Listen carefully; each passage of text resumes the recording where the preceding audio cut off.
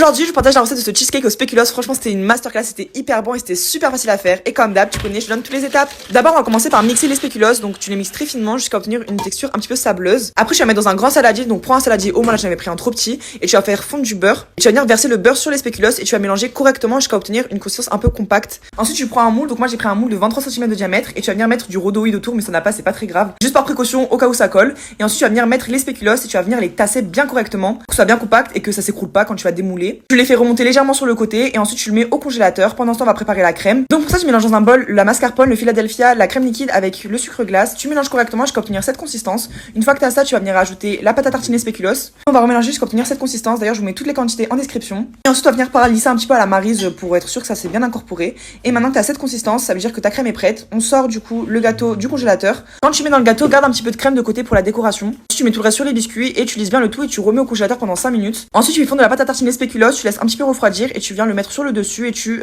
étales bien partout. Après, tu fais des traits fins du coup de crème et tu fais comme sur la vidéo pour la décoration. Ce coup pour avoir un résultat un peu homogène et ensuite tu vas venir faire la déco. Donc pour ça, tu mets la crème qui te restait dans une poche à douille. Tu fais des ronds, tu mets un spéculoos au milieu et après tu coupes les spéculoos en deux et tu les mets du coup entre les pochages. Tu peux rajouter encore un petit peu de pochage ici si tu veux, ou tu peux t'arrêter à la première étape, c'est comme tu veux. Et tu vois, c'est déjà terminé. Franchement, il y avait rien de compliqué. Allez, ça haftarkom.